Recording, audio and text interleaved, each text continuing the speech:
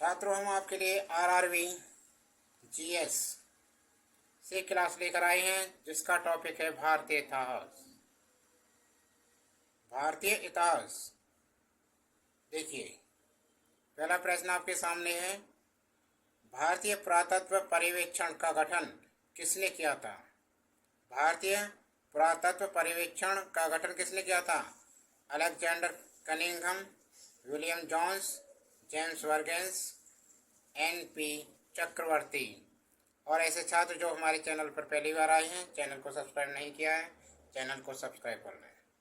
तो इसका आंसर क्या होगा? देखिए, भारतीय पुरातत्व सर्वेक्षण संस्कृति मंत्रालय के अधीन एक विभाग है। किसके अंतर्गत है ये?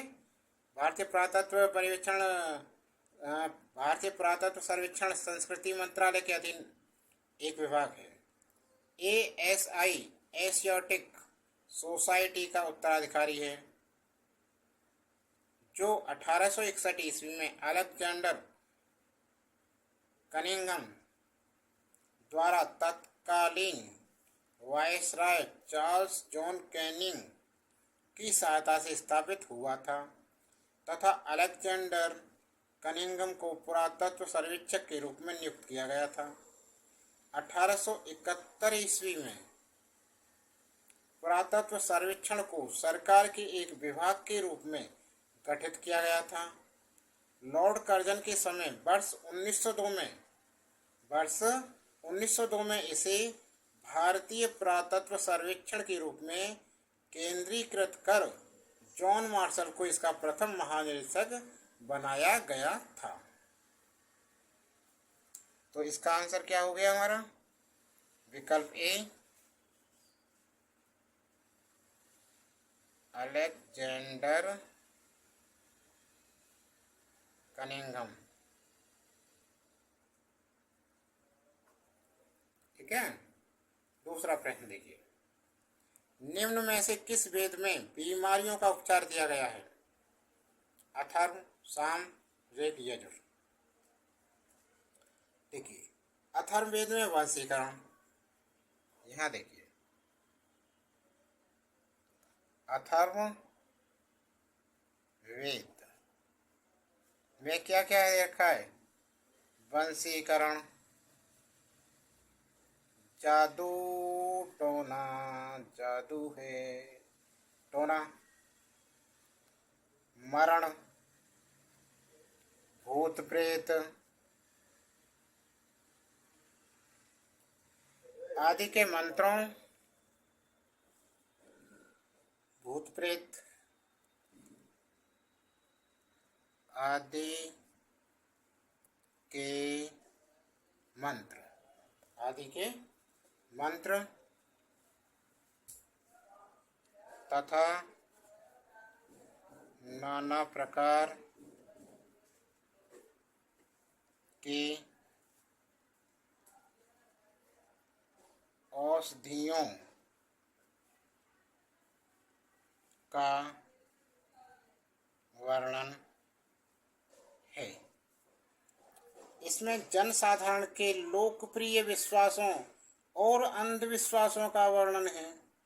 इसकी अधिकांश रचनाएं दुरात्माओं या प्रेतात्माओं से मुक्ति का मार्ग बताती हैं। तो इसमें प्रश्न क्या है हमारा? निम्न में से किस वेद में बीमारियों का उपचार दिया? तो यह है अथर्ववेद में। विकल्प जो ए है हमारा बिल्कुल करेक्ट आंसर है। हो गया। अगला प्रश्न देखिए, सिंधु घाटी सभ्यता की सबसे महत्वपूर्ण विशेषता क्या थी?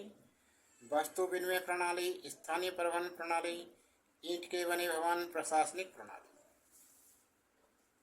सिंधु घाटी सभ्यता की सबसे महत्वपूर्ण विशेषता, तो देखिए, सिंधु घाटी सभ्यता की सबसे प्रमुख विशेषता उसकी नगर योजना थी। क्या थी? नगर योजना थी। क्योंकि इस विकल्प में देखो नगर योजना नहीं है, कहीं भी नहीं लिखा है किसी में नगर योजना। तो ठीक है ना। तो क्या करेंगे? हम कह सकते हैं सिंधु सभ्यता एक नगरीय सभ्यता थी। सिंधु सभ्यता एक नगरीय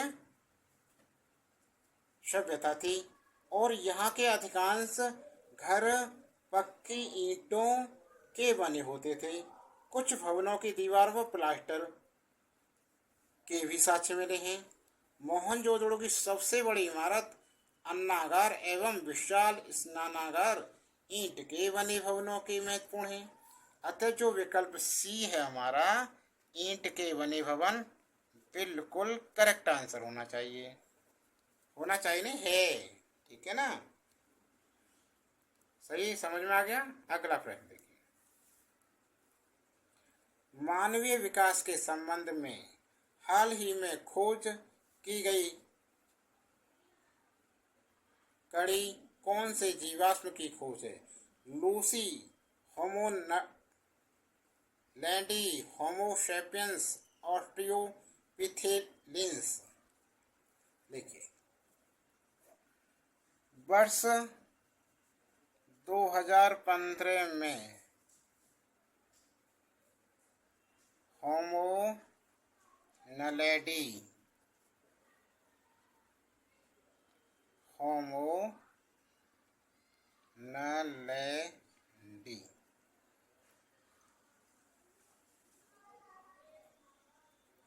डीना लेडी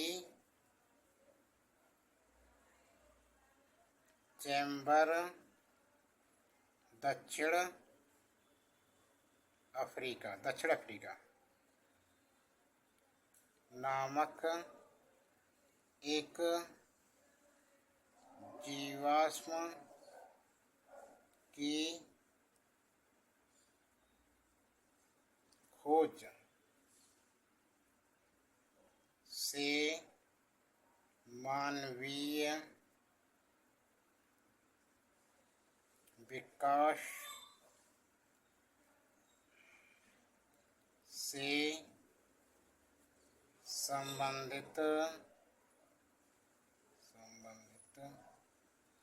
नवीन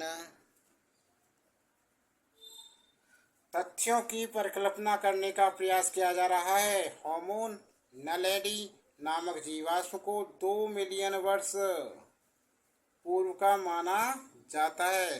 तो कौन सा विकल्प सही है? होमो, विकल्प डी, होमो नलेडी करेक्ट आंसर है इसका। ठीक है, अगला प्रश्न देखिए। सबसे पहले पहिए किससे बने थे? रबर से, कांच से, लकड़ी से, लोहे से? सर्वप्रथम पहिए लकड़ी के बने थे। किसके? लकड़ी के बने थे। पहिया नवपाषाण काल का एक क्रांतिकारी आविष्कार था। पहिए का आविष्कार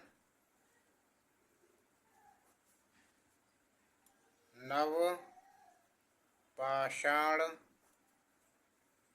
काल में हुआ था।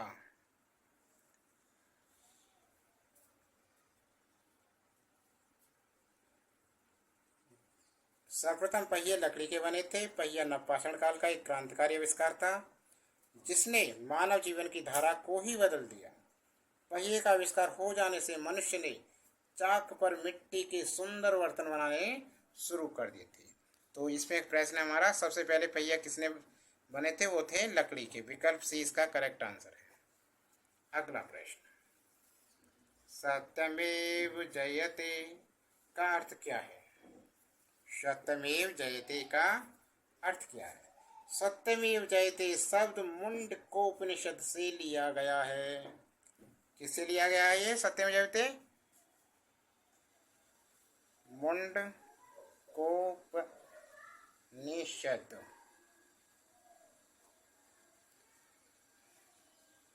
से लिया गया है, ये भी याद रखें इसमें।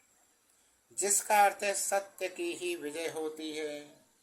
जिसका अर्थ है सत्य की ही विजय होती है। विकल्प ए बिल्कुल इसका सही आंसर है। यह भारत के राज चिन्ह पर भी अंकित है। ध्यानत्व है कि भारत का राज चिन्ह मौर्य सम्राट अशोक महान द्वारा सारनाथ में स्थित सिंह स्तंभ से लिया गया है। भारत का राज चिन्ह है जो वो मौर्य सम्राट अशोक महान द्वारा सारनाथ में एक स्थापित स्तंभ था, सिंह स्तंभ से लिया गया है। भारत सरकार द्वारा यह चिन्ह 26 जनवरी 1950 को अपनाया गया था। भारत ने कब, अब दिखाई दे रहा है, मुंडकोपनिषद से लिया गया सत्यमेव जयते, ठीक है ना, ठीक है। भारत सरकार द्वारा यह चिन्ह 26 जनवरी 1950 को अपनाया गया था, ठीक है, हो गया। अगला प्रश्न देखिए।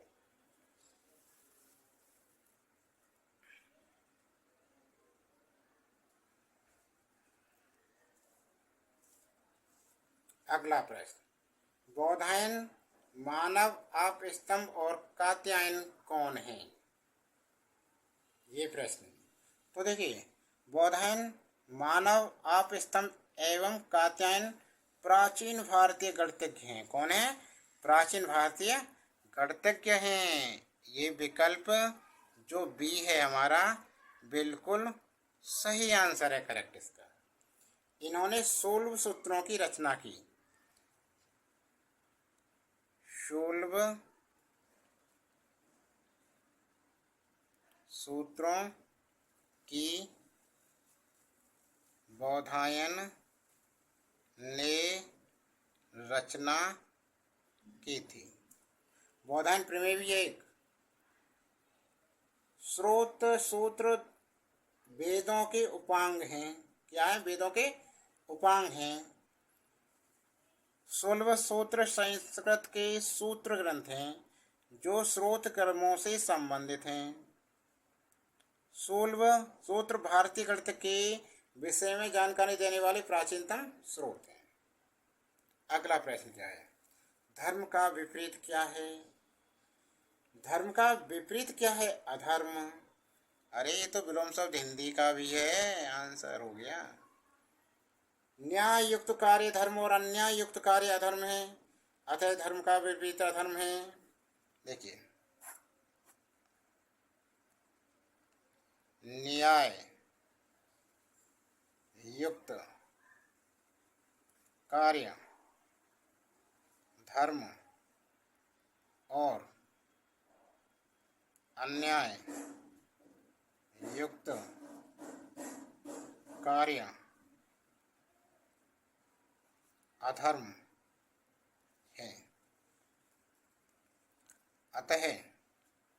अतः धर्म का विपरीत अधर्म है। हो गया ना। अगला प्रश्न, महाभारत में उल्लेखित कुरुक्षेत्र नामक प्रसिद्ध युद्ध क्षेत्र ... के निकट स्थित है। कुरुक्षेत्र क्या है? कुरुक्षेत्र। महाभारत का युद्ध किसमें हुआ था? कुरुक्षेत्र में। कुरुक्षेत्र हरियाणा राज्य का एक ऐतिहासिक नगर है। किसका? हरियाणा। कुरुक्षेत्र हरियाणा राज्य का एक ऐतिहासिक नगर और जिला है तथा अंबाला यमुना नगर करनाल और कैंथर से घिरा हुआ है। यह हरियाणा के उत्तर में स्थित है। कहाँ स्थित है? हरियाणा के उत्तर में स्थित है। यह हरियाणा के उत्तर में स्थित है तथा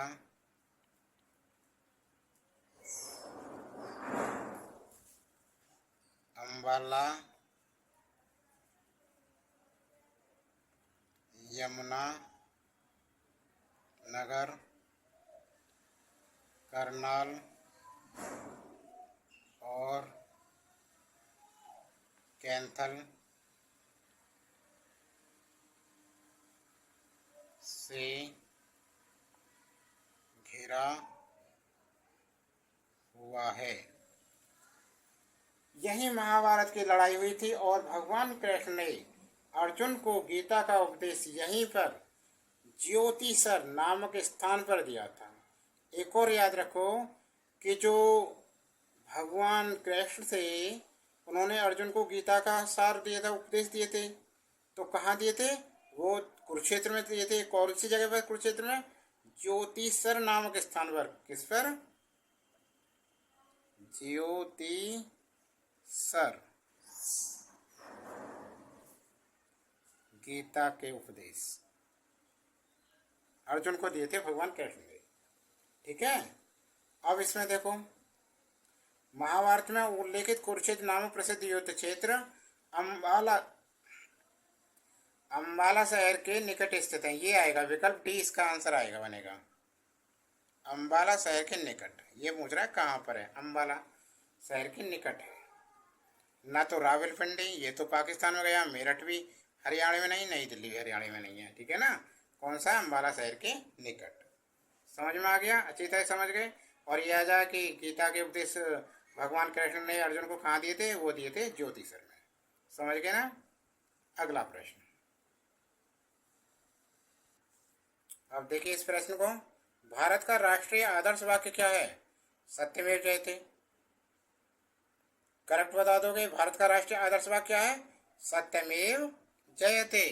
तो विकल्प ए बिल्कुल सत्य है, सही आंसर है। हो गया? अगला देखिए, भारत का राष्ट्रीय आदर्श वाक्य सत्यमेव जयते, अर्थात सत्य की हमेशा विजय होती है, किस प्राचीन भारतीय शास्त्र से उद्धत है? एक मंत्र है, किस से लिया गया है ये? किस भारतीय शास्त्र से? तो भाई ये लिया है मुंडकोपनिषद से। विकल्प बी बिल्कुल करेक्ट आंसर है इसका 11वें का। ठीक है, अगला प्रश्न देखिए, त्रिरत्न की अवधारणा से संबंधित है। त्रिरत्न है, उसकी अवधारणा से कौन सी चीज संबंधित है? जल्दी से बताइए इसका आंसर। देखिए ध्यान से, जैन धर्म के अनुसार कर्म फल ही जन्म तथा मृत्यु। त्रिरत्न की अवधारणा होती है जैन धर्म। विकल्प बी इसका बिल्कुल करेक्ट आंसर है। ठीक है, अब ध्यान से सुनो, जैन धर्म के अनुसार कर्म फल ही जन्म तथा मृत्यु का कारण है। जैन धर्म के अनुसार कर्म फल ही जन्म तथा मृत्यु का कारण है। कर्म फल से छुटकारा पाकर ही व्यक्ति निर्माण की ओर अग्रसर होता है। इसके लिए आवश्यक है कि पूर्व जन्म के संचित कर्म को समाप्त किया जाए और वर्तमान जीवन के कर्म फल से विमुख रहें। इसके लिए त्रिरत्न का अनुशीलन आवश्यक है। जैन धर्म के त्रिरत्न हैं। जैन धर्म के त्रिरत्न क्या हैं? त्रिरत्न ये हैं सम्यक दर्शन, एक, दूसरा क्या है? सम्यक ज्ञान, और तीसरा है सम्यक आचरण। ठीक है, सत्य में विश्वास को ही सम्यक दर्शन कहते हैं। सत्य में विश्वास को ही सम्यक दर्शन कहा जाता है। जिस सत्य में हम विश्वास या श्रद्धा रखते हैं उसका ज्ञान ही सम्यक ज्ञान है। कल्याणकारी कार्यों का अनुसरण और कल्याणकारी कार्यों का त्याग ही सम्यक आचरण है, सम्यक चरित्र है। उल्लेखनीय है कि बुद्ध, धम्म एवं संघ बौद्ध धर्म के भी त्रिरत्न हैं। बौद्ध धर्म के त्रिरत्न क्या हैं? ध्यान दो इधर, ये हैं बुद्ध, धम्म एवं संघ। बौद्ध धर्म के भी त्रिरत्न है, परंतु मूल रूप में त्रिरत्न की अवधारणा जैन धर्म में ही की गई है। लेकिन मूल रूप में किस में की गई है? जैन धर्म में की गई है। ठीक है ना, तो इसका विकल्प बी सही होगा। अगला प्रश्न, पंचतंत्र दंत कथाएं किसके द्वारा रचित मानी जाती हैं? पंचतंत्र दंत कथाएं किसके द्वारा रचित मानी जाती हैं? मुल्ला नसरुद्दीन, विष्णु शर्मा, राजा सुदर्शन, तेनालीरामन। प्राचीन भारतीय पुस्तक पंचतंत्र मूलतः संस्कृत में रचित है। पंचतंत्र किसमें मूलतः बनी है? संस्कृत में रचित है। का 15 भारतीय और 40 विदेशी भाषा में अनुवाद हुआ है। 15 भारतीय और 40 विदेशी भाषा में अनुवाद हुआ है। इसके मूल लेखक विष्णु शर्मा को माना जाता है। इसके मूल लेखक कौन है? विष्णु शर्मा। हो गया आंसर। यह भारत की सर्वाधिक बार अनुवादित साहित्यिक पुस्तक मानी जाती है। यदि क्वेश्चन आ जाए कि भारत की सर्वाधिक अनुवादित पुस्तक कौन है, तो कौन सी है? पंचतंत्र। ठीक है ना। ये कितनी? भारत की 15 भाषाओं, विदेश की 40 भाषाओं में अनुवाद हुआ है इसका। वैसे ये विष्णु शर्मा ने संस्कृत में लिखी थी। ठीक है ना। मुगल काल में पंचतंत्र का फारसी अनुवाद अनवार सुहेली शीर्षक के अबुल फजल ने तथा मौलाना हुसैन फैज ने यार ए दानिश नाम से किया था।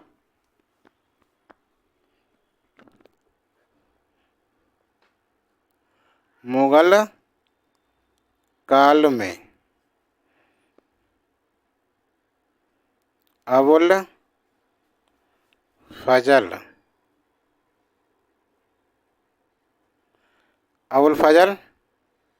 ने फारसी में अनुवाद करके ये बनाई थी अनवारे सुहेली। ठीक है ना, अनवारे सुहेली नाम से। और मौलाना हुसैन ने, मौलाना हुसैन फैज ने बनाई थी यार ए दानिश नाम से। ठीक है ना। अगला प्रश्न देखिए अब। तो पंचतंत्र के लेखक कौन है? विष्णु शर्मा। भारत का सबसे बड़ा तथा दुनिया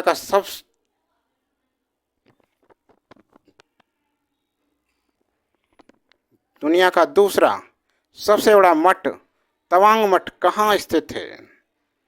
तवांग मठ कहाँ स्थित है?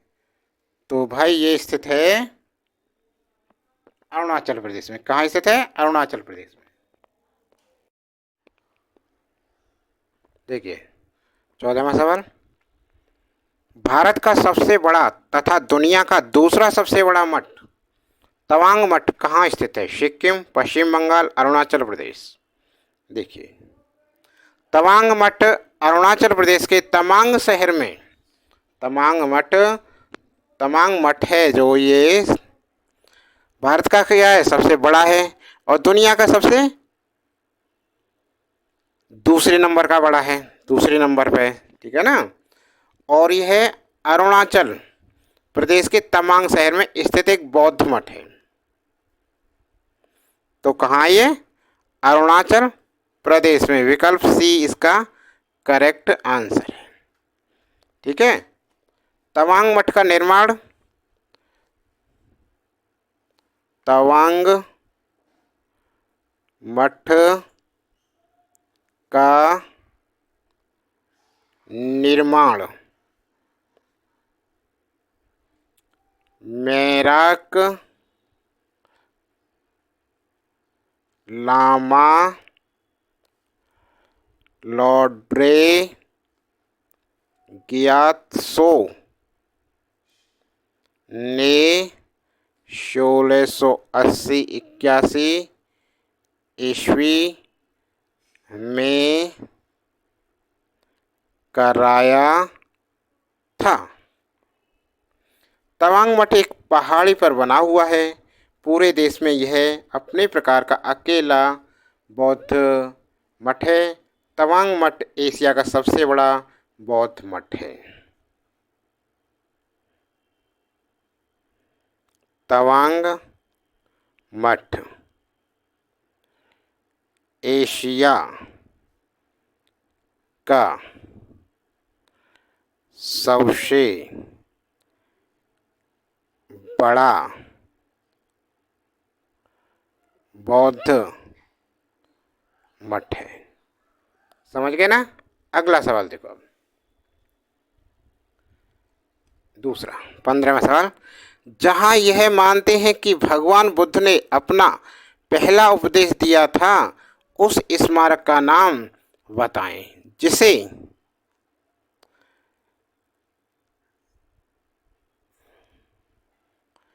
सीट ऑफ द हॉली बुद्ध भी कहा जाता है। देखिए, दमैक स्तूप, सारनाथ। इसका आंसर है दमैक स्तूप, सारनाथ। विकल्प जो ए है बिल्कुल करेक्ट आंसर है इसका। ठीक है, लेकिन देखिए इसके बारे में आप जानकारी बताते हैं आपके लिए। दमैक स्तूप सारनाथ स्थित एक प्रसिद्ध बौद्ध धार्मिक स्थल है। माना जाता है कि दमैक स्तूप ही वह स्थान है जहां भगवान बुद्ध ने अपने शिष्यों को प्रथम उपदेश दिया था। दमैक स्तूप ही वह स्थान है जहां भगवान बुद्ध ने अपने शिष्यों को प्रथम उपदेश दिया था। दमैक स्तूप को ही सीट ऑफ द हॉली बुद्ध की संज्ञा दी जाती है। इस स्तूप की नींव अशोक के समय में रखी गई थी। इसका विस्तार कुषाण काल में हुआ, लेकिन गुप्त काल में यह पूर्ण तैयार हुआ।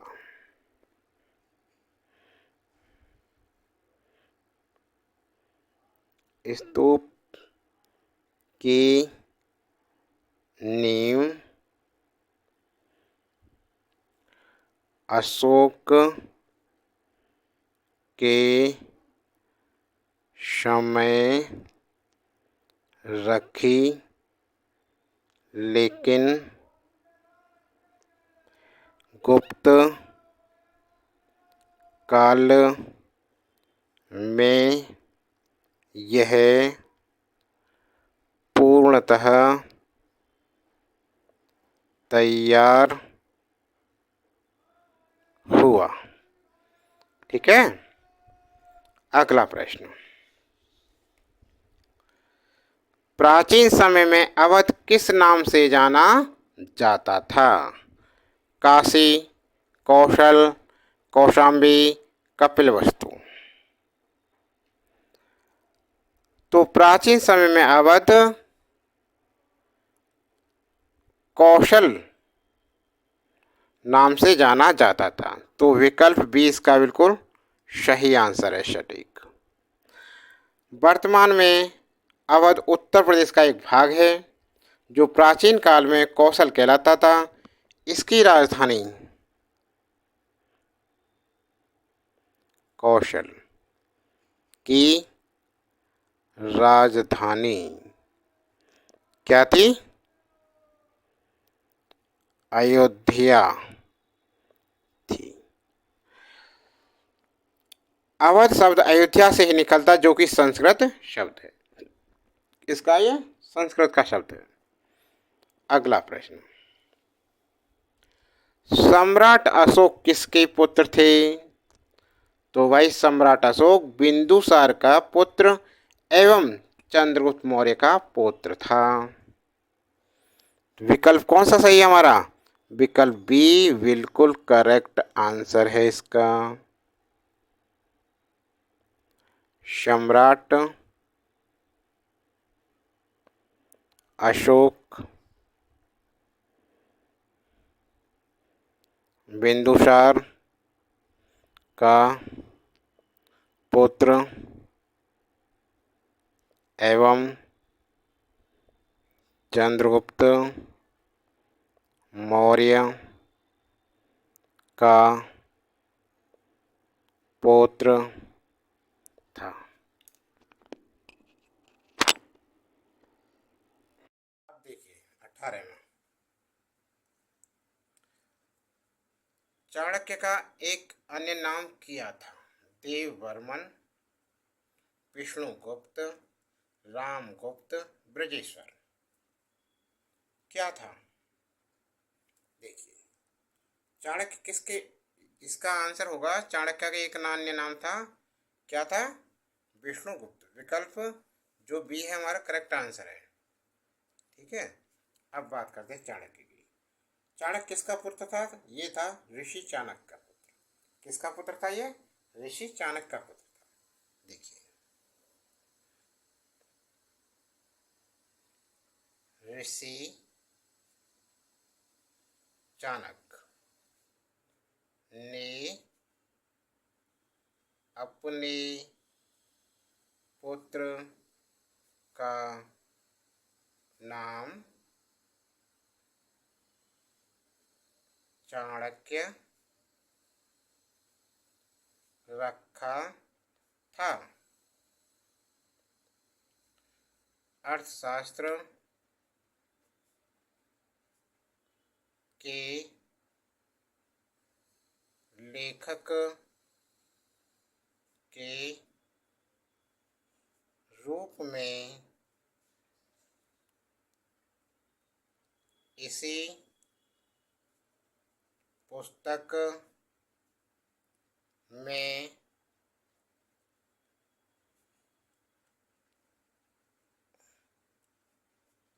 उल्लेखित कौटिल्य,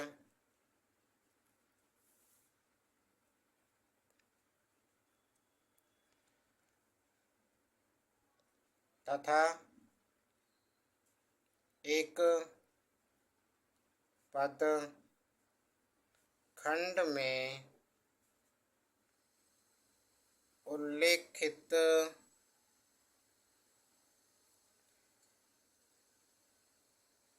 विष्णु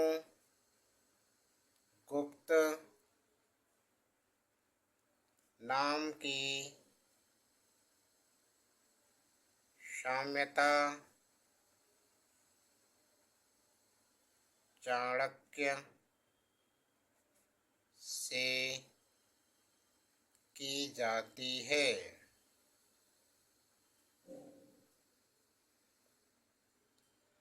पुराणों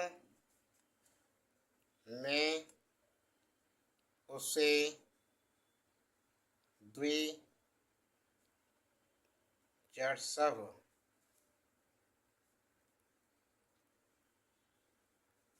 श्रेष्ठ ब्राह्मण कहा गया है। ठीक है, अगला प्रश्न देखिए।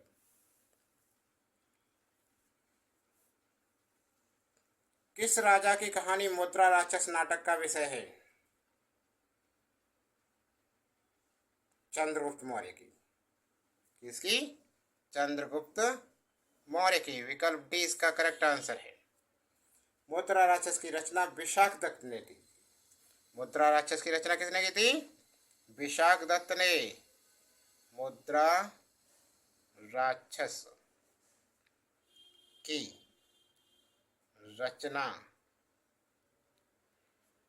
विशाख दत्त ने की थी। इस ग्रंथ से मौर्य इतिहास मुख्यतः चंद्रगुप्त मौर्य के जीवन पर प्रकाश पड़ता है। इसमें चंद्रगुप्त मौर्य को वृषल तथा कुलहीन कहा गया है। धुंडीराज ने मुद्रा राक्षस पर टीका लिखी है।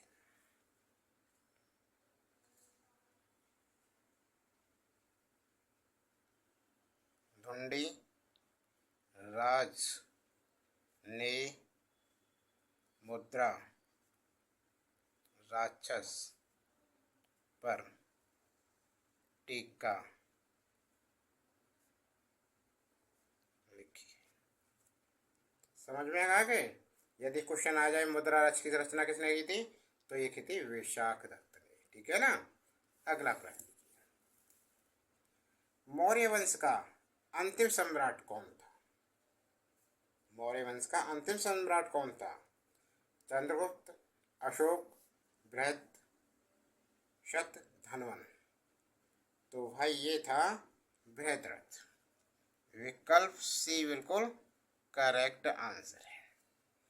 अंतिम मौर्य शासक बृहद था। बृहद्रथ की हत्या इसके सेनापति पुष्यमित्र शुंग के द्वारा 184 ईस्वी में की थी। पुष्यमित्र शुंग ने एक नए राजवंश की स्थापना की जिसे शुंग वंश के नाम से जाना जाता है। पुष्यमित्र शुंग कट्टर ब्राह्मणवादी था। इसने 2 अश्वमेध यज्ञ किए। इन अश्वमेध यज्ञों के पुरोहित पतंजलि थे जिन्होंने महाभाष्य की रचना की थी। देखो और चीज भी ध्यान रखें, आप याद करनी चीजें। अब मौर्य वंश का अंतिम सम्राट बृहद्रथ था। बृहद्रथ की हत्या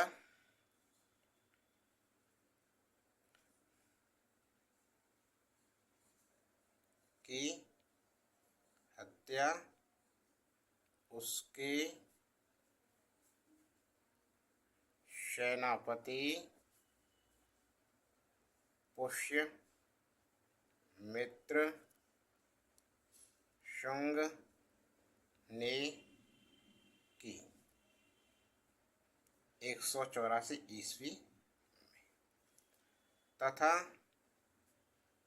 इसने शुंग वंश की स्थापना की। संस्थापक था ये, शुंग वंश चलाया इसने। ठीक है ना। यह पुष्यमित्र शुंग कट्टर ब्राह्मणवादी था, कट्टर ब्राह्मण था ये। ठीक है ना। जिसने 2 अश्वमेध यज्ञ किए। अश्वमेध यज्ञ के पुरोहित, इसके पुरोहित कौन थे? पुरोहित थे पतंजलि। कौन थे? पतंजलि। और इन्होंने क्या लिखा था? जिन्होंने महाभाष्य की रचना की, थी। ठीक है ना। हो गया। अगला प्रश्न, मालविकाग्निमित्रम किसने लिखा था? मालविकाग्निमित्रम किसने लिखा था? मास ने, कबीर राय ने, बाणभट्ट ने, कालिदास ने। जल्दी से बताइए कमेंट बॉक्स में इसका आंसर लिखिए जल्दी से जल्दी। 10 सेकंड देते हैं आपके लिए। तो ये लिखा था किसने? जल्दी से 10 सेकंड हो गए। कालिदास ने। किसने लिखा था? कालिदास ने। करेक्ट आंसर विकल्प डी है। कालिदास द्वारा रचित मालविकाग्निमित्रम 5 अंकों का नाटक है जिसमें मालविका और अग्निमित्र की प्रणय कथा वर्णित है। अग्निमित्र शुंग शासक पुष्यमित्र शुंग का पुत्र था। देखिए, कालिदास द्वारा रचित मालविकाग्निमित्रम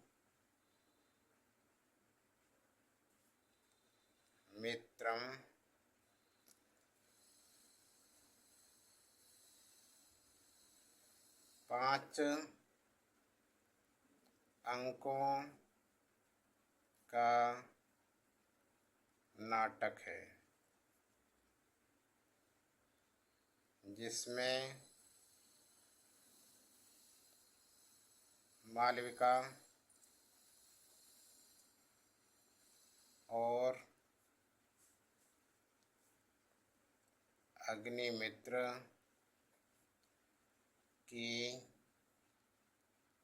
प्रणय कथा वर्णित है। अग्निमित्र शुंग शासक पुष्यमित्र शुंग का पुत्र था।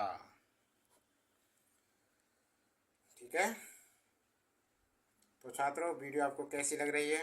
अच्छी लग रही है, लेकिन अभी तक लाइक नहीं किया आपने, लाइक कीजिए, ज़्यादा से ज़्यादा शेयर कीजिए, और चैनल पर अभी नए हैं और चैनल को अभी तक सब्सक्राइब नहीं किया तो चैनल को सब्सक्राइब कीजिए। ऐसी अन्य वीडियो देखने के लिए सभी छात्रों से कहा जा रहा है आप हमारे चैनल की प्ले लिस्ट में जाएं और वहां पर अन्य क्लासें देखें। हमारे चैनल पर UPSC, UPPCS, railway, UP police constable, SSC की सीजीएल, एसएससी एसएसएल और अन्य एसएससी की क्लासें, ट्रिकी क्लासें, यूपी बोर्ड की सभी क्लासें दी जाती हैं। एक बार चैनल पर आकर आप हर तरह के हर एक प्रतियोगी परीक्षा की तैयारी कर सकते हैं। यूपी ट्रिपल एस सी पेट की भी क्लासें दी जाती हैं।